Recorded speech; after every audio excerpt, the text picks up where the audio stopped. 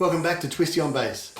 Today we're going to go through how to use Line 6 Helix and BandHelper together to master your live gig.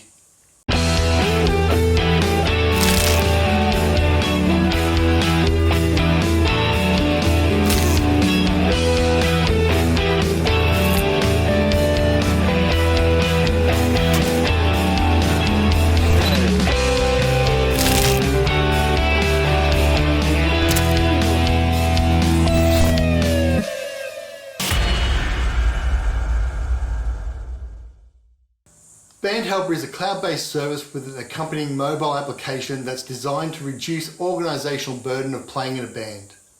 The application's compatible with iOS, Android, Mac, and it also has a web platform.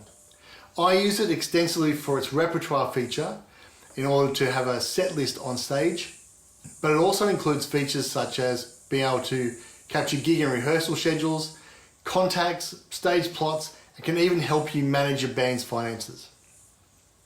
The best feature of all is the ability to control stage effects, fog machines, lighting, etc. And as we're going to go through today in this video, patches and settings of your Line 6 Helix or HX Stomp using the BandHelper iPad application. Let's check it out. So first up, we need to be able to configure our Helix platform for MIDI. I'm going to be using my Helix LT for this video because it's convenient. It's in my studio right next to me. But everything we do can be replicated for your Helix rack, your Helix floor, your HX Stomp, your Stomp XL, etc. As we're going to be sending MIDI signals between our Helix and an iPad, we could also use a MIDI to USB cable. I find the MIDI over Bluetooth to be more convenient and just as reliable, up to 10 meters or 33 feet, which is more than enough to connect my iPad, which is on my mic stand, to the HX Stomp, which is on the floor below it. We could also use MIDI over USB by connecting the Helix to the iPad with a USB cable, but using a MIDI connector gives us more flexibility if we wish to add another MIDI device like the Morningstar MC6, a Tech21 MIDI mouse, another MIDI keyboard that we want to control in the mix at a later period of time. I've seen 3 popular Bluetooth MIDI adapters through various research over the internet, etc. There's the Roland WM1 wireless MIDI adapter. There's the WIDI Master Wireless MIDI adapter by CME, which seems to be very popular.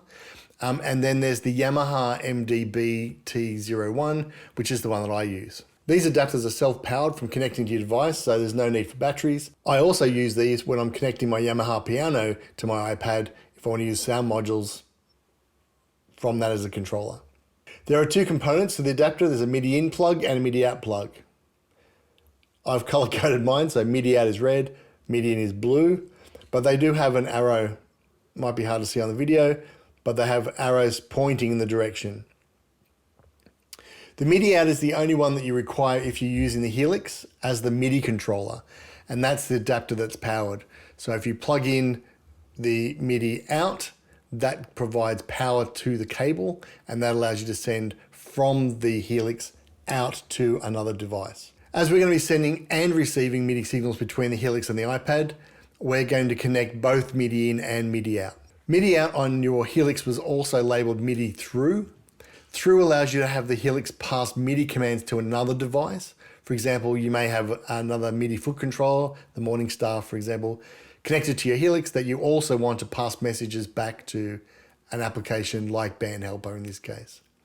Check out Scott Uhl's video where he gives a really in-depth description on enabling MIDI on the Helix. The link will be above somewhere. I found it really helpful to help me get started with MIDI enabling my Helix. So with the BT1 connector, I connect the out arrow to the Helix MIDI out through and the in arrow to the Helix MIDI in.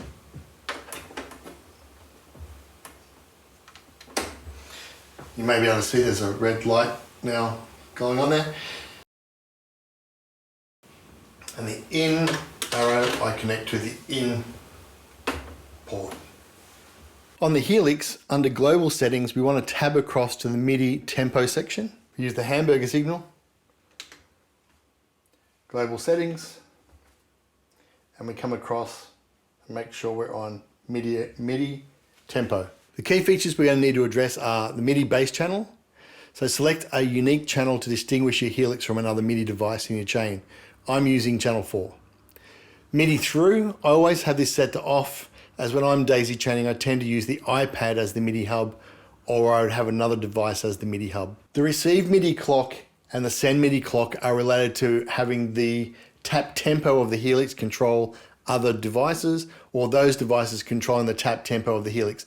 I don't use those for anything, so I just leave that as it comes, which is auto and off. I don't use the tempo select or the global BPM, they're set to standard. MIDI over USB I've set to on. This allows me to use the USB commands if I'm connecting to my Mac in the studio. MIDI PC receive and MIDI PC send, you can have those as MIDI only, USB only, or MIDI and USB. I have it set for MIDI and USB, so I can use it in the studio and control from an application or a device in the studio, and when I'm live I use the MIDI control. If you want further information on setting this up, Scott's video's great. He goes into a lot more depth into those things. The next thing we want to do is find out how to identify each of our presets or patches. So on the Helix, we go into our setlist mode. From here, Helix provides us with MIDI details required for each patch.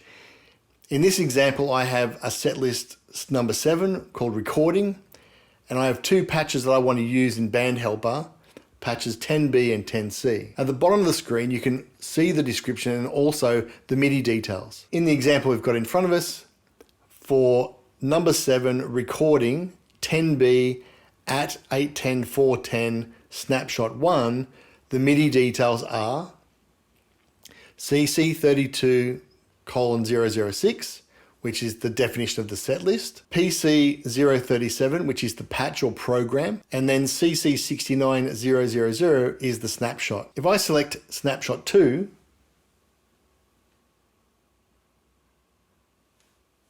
you can see that the CC69 address changes to 001. If I wanted to go to snapshot 3,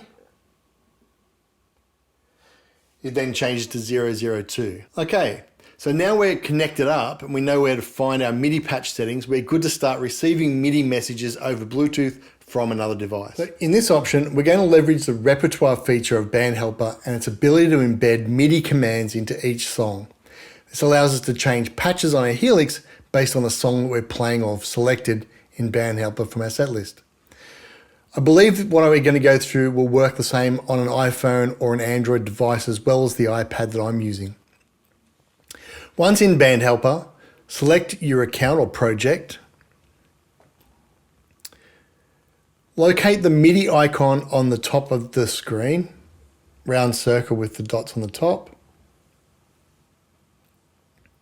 and choose Connect to Device. Select the adapter that we've just gone through. So in my case, the MD-BT01, and it should say connecting and then connected. And you say done. If that's not showing up, go through to settings, appearance, and scroll down to the top toolbars section. So settings, appearance, top toolbars buttons, and turn on app control and MIDI. That will then show both of those icons on the top. The app control is helpful for fault finding if it's not working for you. Once we're connected, open the repertoire, and on the left we should see MIDI devices. So if we select MIDI devices, so we've enabled MIDI connectivity to the adapter, what we're now going to do is add a device, in this case the Helix. So click on the plus sign, give it a name. In my case I'm going to call it Helix LT.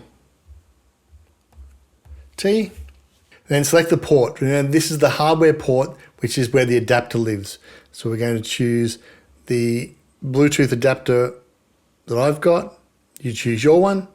And then in the channel is which one we're going to use for the Helix. So we've said my Helix is configured to channel 4. So I've selected channel 4 here. So now the MIDI device from BandHelper will talk on MIDI channel 4 to the Helix via the Bluetooth MD-BTO1 adapter. Here you can also then change where you have projects or profiles and users that you want to share that across. I only want to have one person and one profile, but if you've got a band leader who wants to be able to control multiple devices at one time, including yours, when going through set lists, then you could enable that here. When finished, click the tick box to save it. So now we've got a device defined and connected. It's time to create MIDI presets to use to send instructions to the Helix. So back on the repertoire page, we're going to create MIDI presets. I'll click the plus.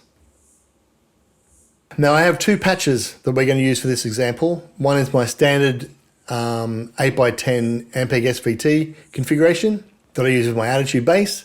And the second one is the same patch, but I've enabled an octave pedal. So this patch I'm going to name to change to the octave pedal. So I'm going to call it LT octave. I'm able to select which projects and users can use this MIDI preset. So this MIDI preset can also be used across multiple devices. We're then presented with three options for MIDI changes. We can send program changes, PC changes, control changes or CC changes, or raw MIDI hex codes. We're going to go with a simple patch change to start with. So under the program changes selection, we're going to choose the device we've got. So in my case, it's the Helix LT. And in the third column, we're going to put the PC number or program change number that's associated with the patch we want to change to. So remember in mine, it's going to go from patch 10B, which is program control 37, to patch 10C, which is program control 38. So I'm going to put 038 in that third column. 038, and I'm going to save it. So now I want to use that preset within a song. So if we go back to our set list and we pick the first song in the set list, and we want to say, if I'm going to this song, I want you to go to the patch 10B. So we're going to edit the song by picking the musical note with a pencil. You can do this when you originally set up the song, or you can go back and edit the song from the library, but I find it easier to do it from the set list because then I'm doing the patch changes in my set order. Scroll down to the MIDI preset section. We're going to add a MIDI preset. I'm going to pick the one we just selected and save it. You should now see the MIDI icon under the metronome icon light up. If we press this icon, it will execute the MIDI commands and change my Helix from preset 10B to preset 10C. So let's see how that works. And there you go. Now to return back to 10B, we either have to do that from the Helix, or we have to set up another MIDI preset and embed it in the next song to be able to go back to 10B. In this case, I'm just going to set it back manually. What happens if we have snapshots on the preset we want to go to? So we want to specifically go to snapshot 2 when we return back to 10B. So let's create another preset. So we go back, choose MIDI presets, create another one, and I'm going to call that LT snapshot. And I want this one to go to snapshot 2. So I'm going back to 10B, so I'm going to be putting in my program changes is 037, takes me to 10B. So then under control changes, this is where I define my snapshot. So I'm going to put 69, dude, to define that it's a snapshot change. And remember, 000 was for snapshot 1, so I want to go to snapshot 2, so I'm going to put 001. So now I have program change 37 to take me to 10B, and I'm going to have 69001, which takes me to snapshot 2 of that program. So I'll save that, go back to my set list, view it, and now on the second song, I'm going to do the same thing. I'm going to edit the song.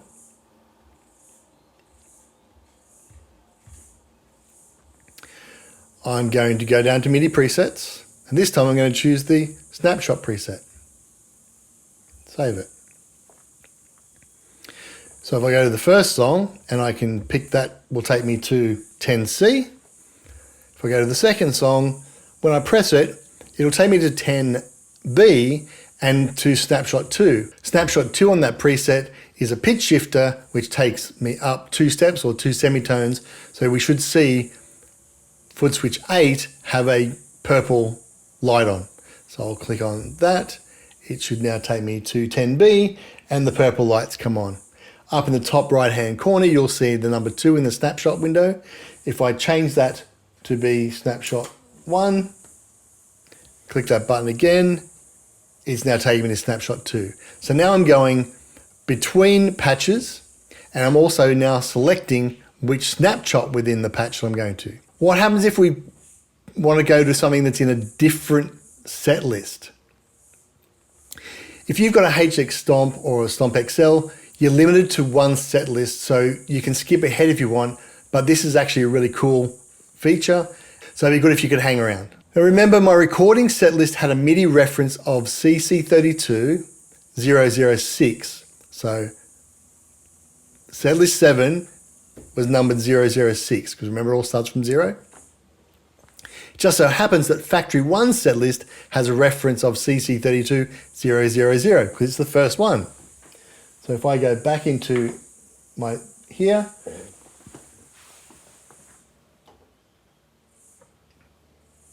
I go up to factory 1, then I can see that the CC32000. So the set list is at 000.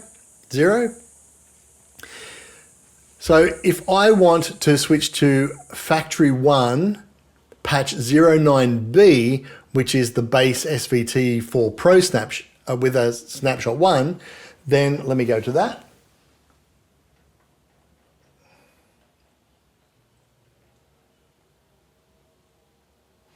So 9B, so you can see the details there showing me that. I've got CC32000, so that's factory 1. Program controlled 033, which represents 9B. And I've got CC69000, so snapshot 1. To choose that, I'm going to go back into my repertoire. I'm going to pick MIDI preset.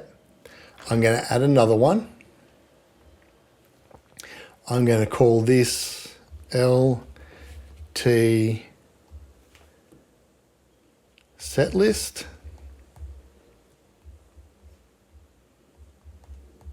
Change. Okay, now this time I'm going to go with program controlled 33, so 033, where we had before. But this time I'm going to preface that with the PC control 32, CC32, and the set list number 000. So now I'm saying program change, number 32, set 1, 000, patch 033, which is 9B. Now for completeness, I'm going to make sure that it forces it goes back to snapshot 1. So 69, dude, 000 for patch 1. So now my configuration is setlist 1, patch 9B, snapshot 1. If I save that, go back to my set list, let's try changing the next song. I'll edit the song, go to the MIDI presets, I'll add setlist change. So now what I should see on the screen is it's taking me to SVT4 Pro. Now the challenge I have with that is I now can't go back because the other songs are in relative to the set list that I'm in. So this one takes me to 10C, which is correct, but I'm still in the set list factory preset 1, so it's going to give me bass Cali 400. That's not what I wanted. So what I needed to do is go back and reset my other ones so that they include the relative preset. So I go back to my first one. I just have to add to the beginning of it 32. And remember, I'm in 006 for that set list. And snapshot 32, 006. And save that. So now that I've saved those, when I go back into my set list view, I can change to 10C. I can change back to snapshot 2 on 10B. I can change to factory set 1, which is my SVT, and then I can change back again to the previous one. You've noticed I've had to keep pressing the button. How about we automate it? This is what makes it now really powerful. So to automate that, I go back to settings,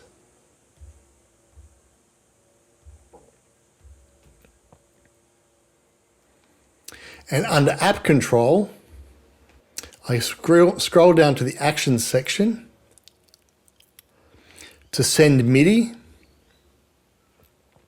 I then select layout actions and song selection. Save that and save that.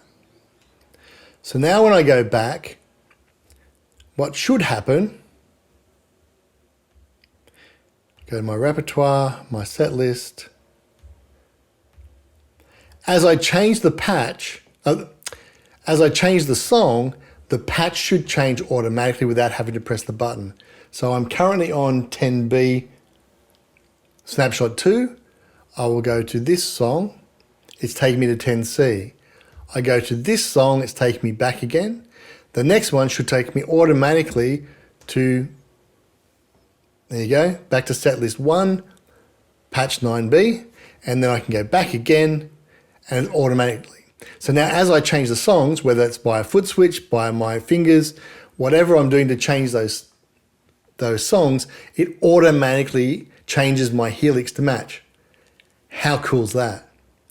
Have some fun with that. See if you can also control your guitarist's Helix when you change songs, or see if you can trigger a smoke machine. I haven't tried that yet. Now, what if we want to change the songs using our Helix as a foot switch? So on BandHelper, under settings,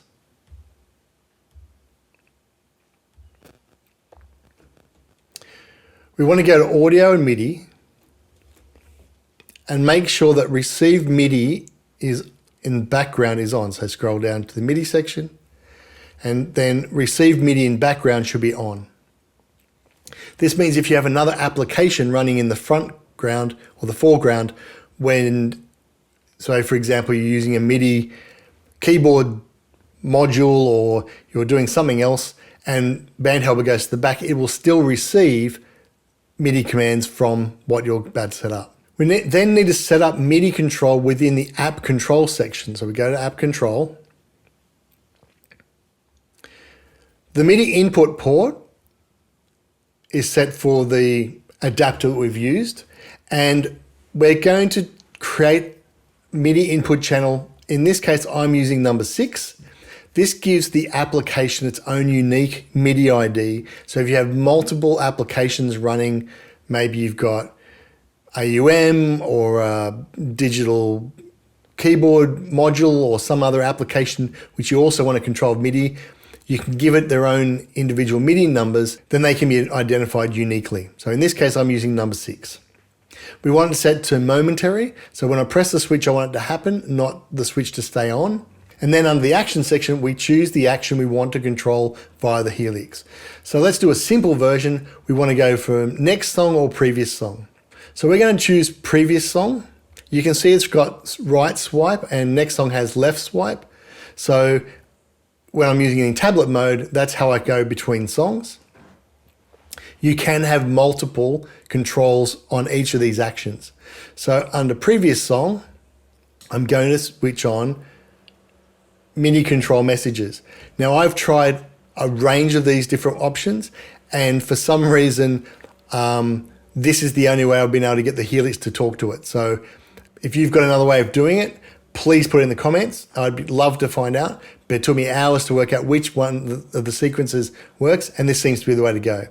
So I'm going to choose general button 1, which is a CC of 80. And while I'm here, I'm going to do the next song, which is going to be MIDI control message, general button 2, which is a CC of 81. So we need to remember 80 for previous and 81 for next. Now we need to move to the Helix to set up the foot switches. To do this, we're going to need to use Command Center to configure the 2 foot switches to send CC80 and CC81. So on my Helix, I've set up a blank patch called Control BandHelper. If you see that, I've got no patches whatsoever on it.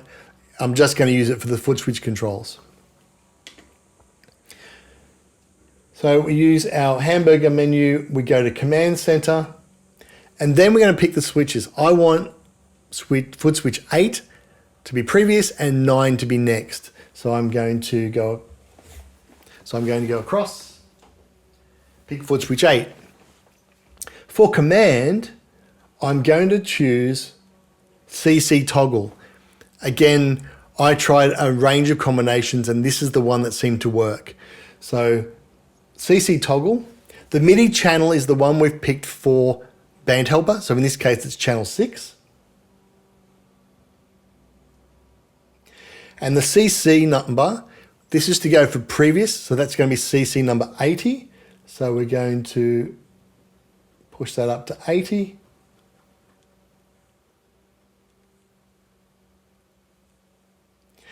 The dim value and the lit value I'm leaving as 0 and 127. And then the type needs to be momentary. I'm then going to do the same thing with switch number 9. So again, the command is going to be CC toggle, channel 6. This time it's CC number 81.